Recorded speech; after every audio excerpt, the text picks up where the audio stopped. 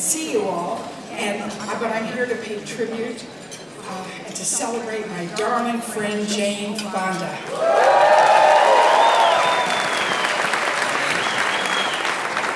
I've always known that the unexamined life is not worth living. However, I'm someone who needs instant gratification. So when I met Jane, instead of examining my own life, I decided to just jump light years ahead and examine Jane's. I knew she'd already laid the groundwork. And that way I was able to learn from Jane's astonishing life while remaining in complete denial of my own. Jane is so forward-thinking, she doesn't even know when you're piggybacking. I think Jane gets so much out of life because she gives so much to life.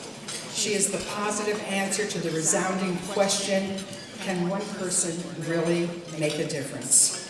Of course, when you hear just some of Jane's accomplishments, it's hard to believe that she is just one person. She is an evolutionary agent for the future of our species. A constant source of renewable energy, and I hope the Koch brothers are listening.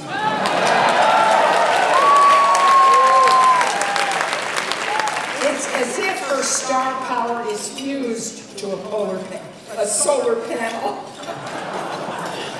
She does more living and learning, more giving, more blogging, more loving, more zen fly fishing, more life-altering and faltering, more giving, growing, innovating, more entrepreneuring, more introspection, more caring, more sharing than 100 of us put together. But then we've always sort of liked, to lie about in a hammock. Jane is a boat rocker, a peacenik, a brilliant best-selling writer, a vagina warrior.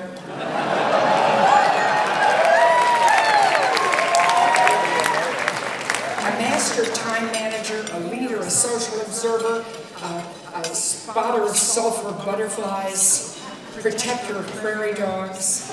These are some of the subtle things she's known for. A philanthropist, a one-of-a-kind to the power of 10. She uses living in the now as stepping stones to her famous leaps of faith. It's no wonder she's so darn fit. She has more love, more joy, more enthusiasm, tenderness, generosity, forgiveness, consciousness, compassion, more reverence for life, more bestsellers, and after all these years, she's even more sexually adventuresome than almost anyone.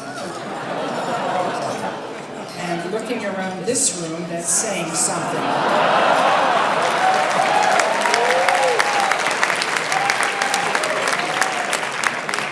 All of this while making meaningful movies on the side. She has 2 Oscars. She's had more major roles than most. Yet her best role of all may be role model for the modern human.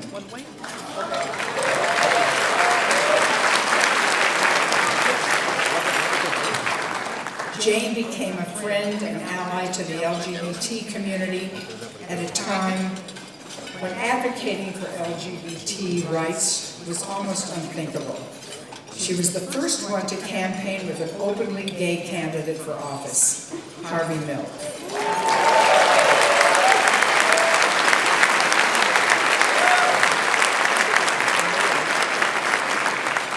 She campaigned against California's anti-LGBT Briggs Initiative. She fought Anita Bryant.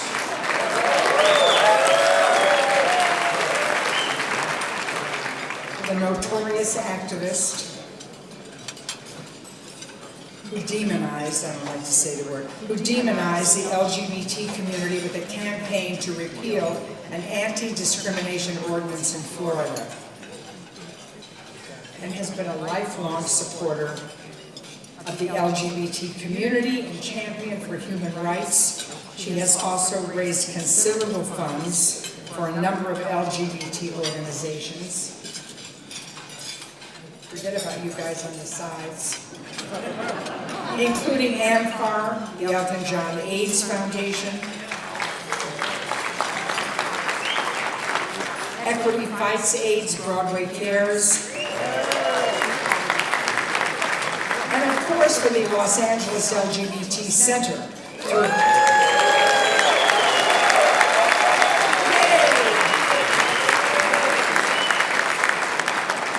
Through her participation as Miss Coco Peru's special guest in our Conversations with Coco series, and her generous donation of a rare and valuable photograph of her with Harvey Milk, she helped raise $50,000 for the center.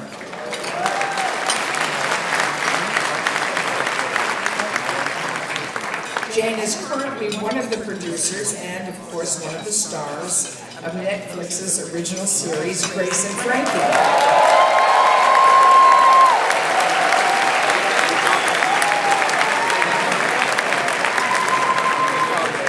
TV show to highlight LGBT seniors.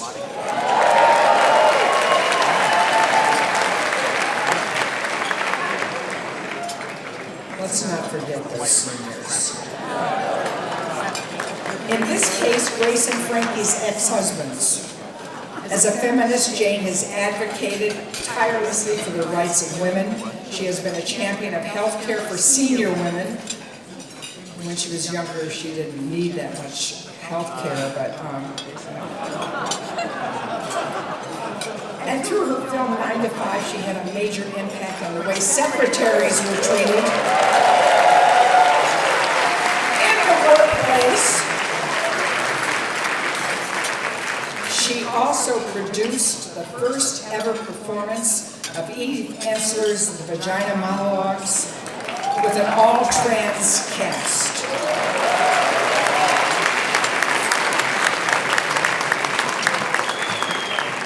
The play was documented in a feature documentary, Beautiful Daughters.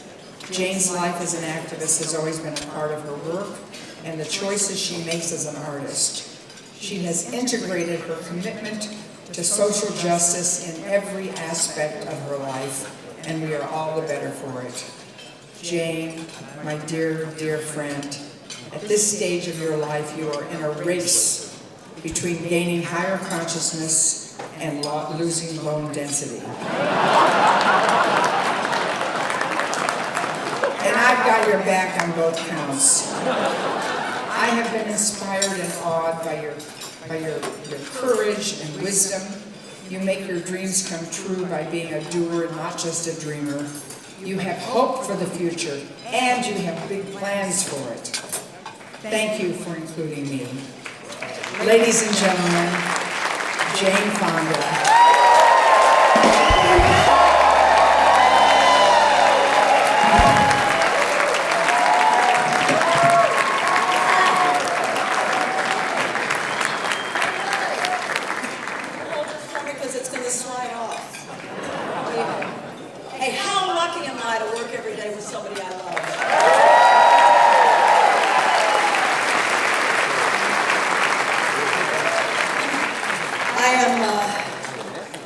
Thank you, Lily, for being here and presenting me with this tremendous honor. And thanks to Lori, Jean, and everyone at the Center. And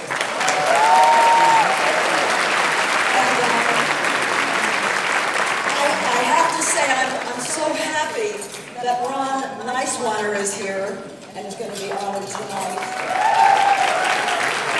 As you may know, Ron wrote Soldier's Girl, which my son, the actor Troy Garrity, is in, and he played the GI. It's based on a true story, who falls in love with a transgendered woman and is beaten to death. It's an incredibly moving and important story. And what that experience with my son, I'm one of the few mothers that got a call from his son saying, "Mom, if he puts his," was Lee Pace that played the woman, "puts his tongue down my throat, is it going to hurt my career?" Anyway, this afforded me the opportunity to meet Calpurnia. Stand up, Calpurnia. Stand up.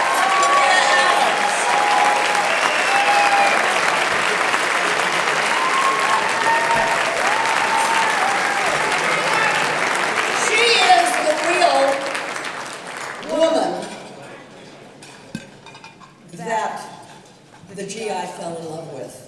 And I got to know her and her roommate, Andrea. And because of that, I was able to open my heart and my mind to some of the realities of the trans community. And turn the lights down. Overhead lights for 78.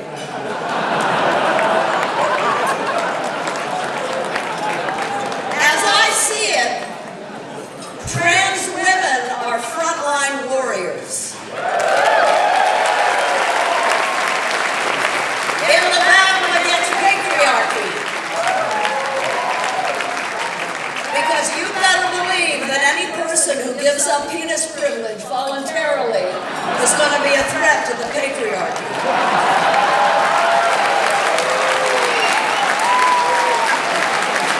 So thank you, Ron, for bringing that story to life and educating me. I was first introduced to the center through the Cultural Arts Program when I sat down for a very interesting conversation with Miss Coco Peru.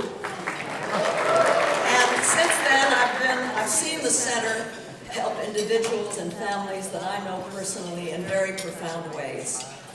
This is an organization that helps every age group in the LGBT community. But as an advocate for women's rights, I'm especially moved by their commitment to women's health care, safe transitions for trans women, mental health services, and legal and domestic violence services for women.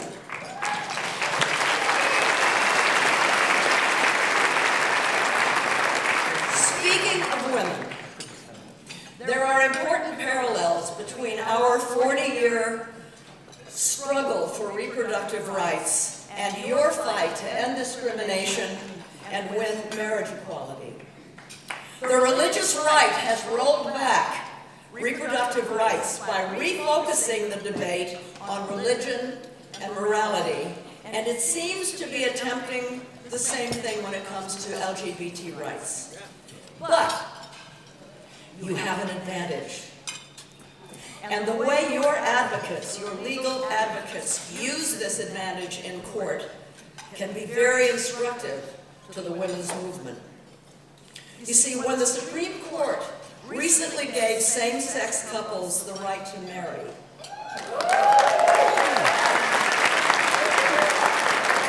Justice Kennedy, who wrote the majority opinion, based that opinion on the legal recognition that marriage is a, quote, fundamental right, a personal choice central to individual dignity and autonomy that the state may not infringe upon. But throughout his opinion, another theme is sounded. The central premise and promise, extending beyond the right to marry, that gay and lesbian people have a right to equal treatment under the law.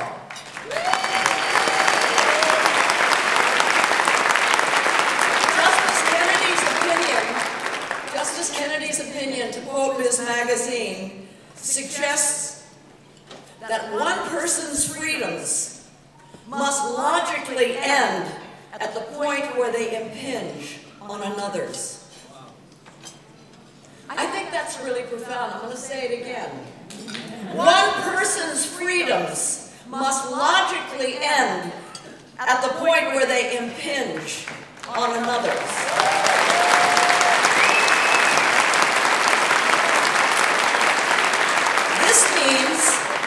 This means that the Supreme Court has recognized that marriage discrimination is a question of inequality.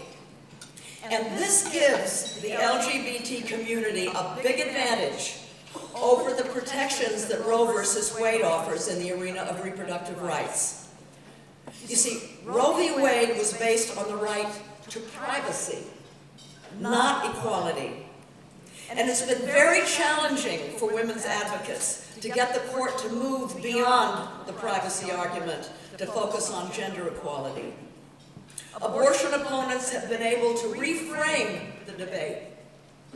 And they've won a series of religious exemption laws that allow people to refuse serving patients' reproductive needs.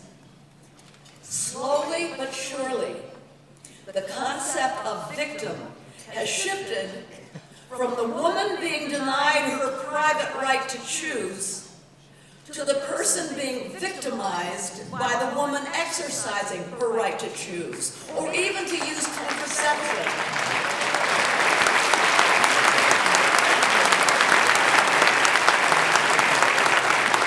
And we see this same tactic being used against the LGBT community and individuals. Widely supported legislation is pending in Congress right now, ironically called the First Amendment Defense Act, would grant legal immunity to nonprofits, private for-profit corporations and individuals that discriminate against LGBT people because of religious or moral beliefs. The legislation says that forcing these entities to in any way recognize same-sex marriage or even same-sex relationships would represent governmental discrimination. Homophobes and bigots have become the victims. That's what's happening. As I said, the advantage you have is that your marriage equality opinion is based on an equality argument, which may be a stronger bulwark against these religious and moral arguments. This is serious stuff. None of us can rest on our victory laurels. We have to pay vigilant attention to each other's movements and struggles. We have to learn from each other's mistakes as well as victories. We have to support each other. We have the same opponents. We're in this together.